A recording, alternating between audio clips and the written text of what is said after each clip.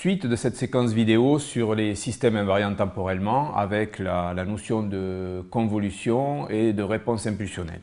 Alors, nous avons établi que la sortie d'un système linéaire y de t était l'intégrale de moins l'infini à plus l'infini de x de taux h de t moins taux des taux. Et donc nous allons voir dans la suite des diapos quelques propriétés. Alors tout d'abord, un problème de notation. Donc, lorsque vous voulez calculer la sortie y de t, on dit que y de t, c'est x de t convolué avec h de t. Et donc, la façon idéale de le noter, ce serait d'écrire que la sortie y de t, c'est la fonction x convoluée avec la fonction h, le tout calculé à l'instant t. Alors, malgré ça, vous allez trouver dans beaucoup d'ouvrages et bien sûr aussi dans la suite de ces transparents, enfin de ces diapos, vous allez trouver cette notation-là, c'est-à-dire je vais noter que y de t, c'est x de t convolué avec h de t. Alors attention, quand j'écris ça, ça veut dire que c'est la fonction x de t convolué avec la fonction h de t et ce produit de convolution calculé à l'instant t. C'est-à-dire qu'il faut vraiment imaginer que vous voulez calculer la sortie à un instant t0 et vous faites cette intégrale-là avec h de t0 moins taux étant une fonction de la variable taux, le temps t0 étant une constante. Premier point. Deuxième point, quelques propriétés que je ne vais pas démontrer, soit parce qu'elles ne vous apporteront rien sur la connaissance de la relation de convolution, la commutativité, c'est-à-dire qu'un produit de convolution, c'est un produit commutatif, x1 de t convolué avec x2 de t, c'est égal à x2 de t convolué avec x1 de t. Alors, je m'aperçois que j'ai oublié de vous dire, bien sûr, que le sigle étoile, ce serait le sigle qui va symboliser la convolution. Deuxième relation qui est ici, c'est la distributivité, c'est-à-dire que la convolution est distributive par rapport à l'addition.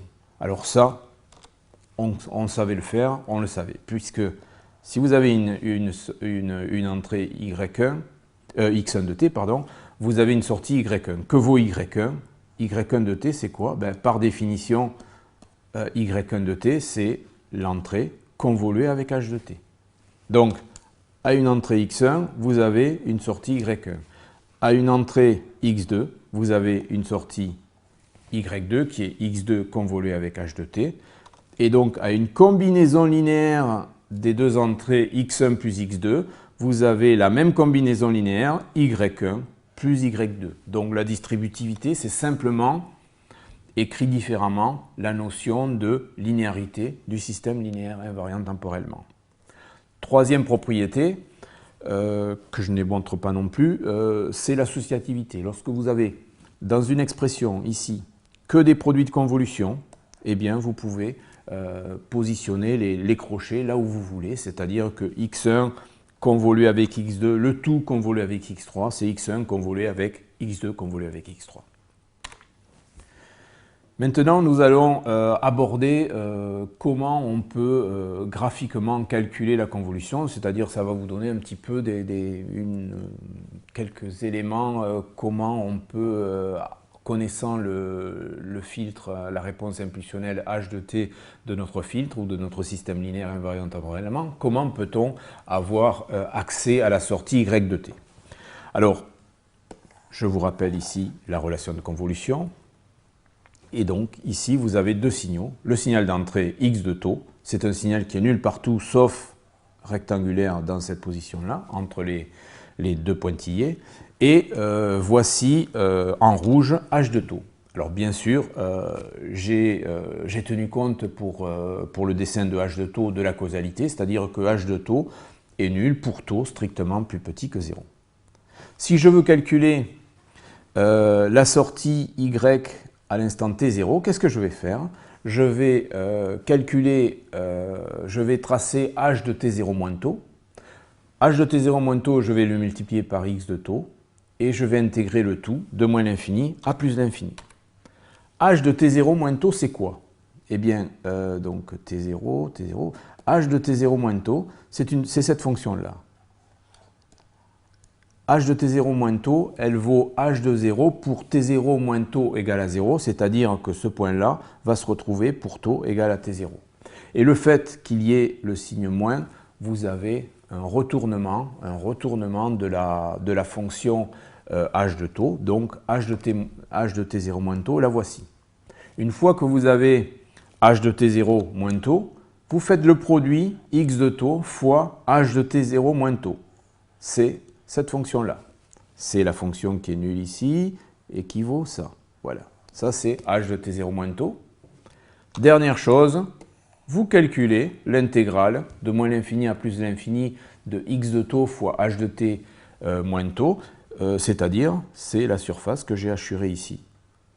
Et cette surface-là, ben, ça va vous donner quelle est la valeur de y à l'instant t0. Donc on s'aperçoit bien en regardant cette diapo que le calcul de y à l'instant t0, bah, c'est quand même relativement compliqué puisqu'il faut d'abord tracer h de t0 moins taux, faire le produit de l'entrée fois h de t0 moins taux et imaginez que vous êtes capable d'intégrer de moins l'infini à plus l'infini le produit pour simplement calculer la valeur de y de t à un instant t0 donné. Voilà.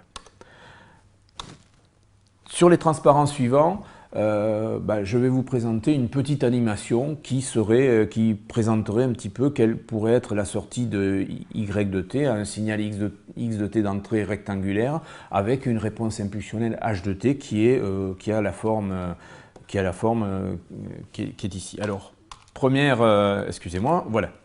Donc, x de taux, on veut calculer la sortie y à l'instant t1. Eh bien, première chose, vous tracez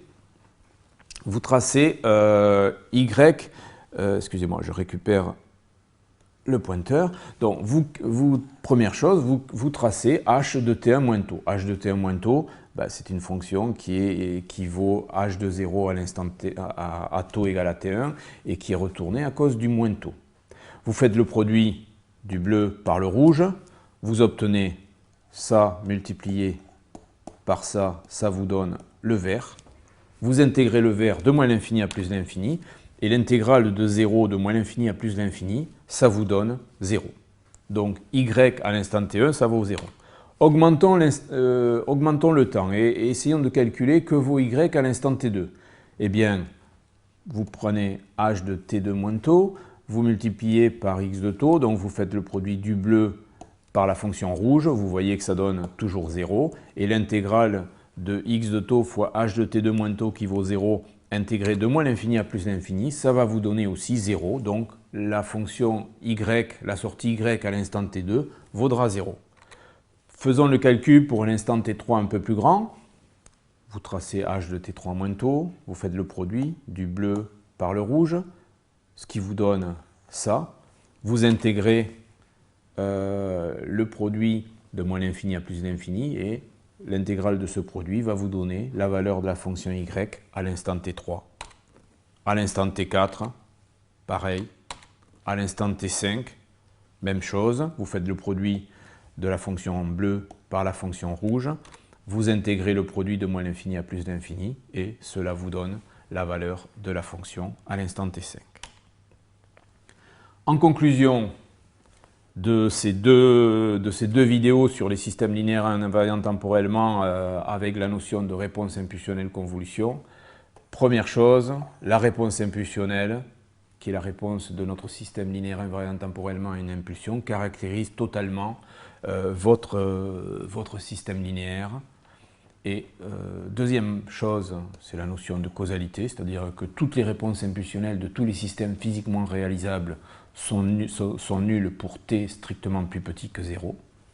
Très très important, la relation de convolution qui lie l'entrée et la sortie d'un système linéaire. La sortie y de t d'un système linéaire est égale à la convolution entre l'entrée x de t et la réponse impulsionnelle du système h de t. Dernier élément, vous avez vu à travers le petit exemple que lorsque l'on connaît le signal d'entrée x de t et que l'on connaît la réponse impulsionnelle h de t, c'est relativement difficile d'imaginer très facilement, comme ça, sans faire de gros calculs, quel va être l'effet du système linéaire sur le signal d'entrée. Donc la relation de convolution, mathématiquement, elle est totalement parfaite, hein, elle vous donne la relation entrée-sortie, mais d'un point de vue pratique, elle est difficilement utilisable. Et donc, dans la suite des différentes vidéos que nous allons voir, nous allons essayer de voir comment on peut calculer l'entrée-sortie, enfin la relation entrée-sortie d'un système linéaire invariant temporellement, non par la convolution, mais plutôt en faisant des calculs dans le domaine fréquentiel. Cela achève cette vidéo donc sur la réponse impulsionnelle et la notion de convolution des systèmes linéaires invariants temporellement. Merci.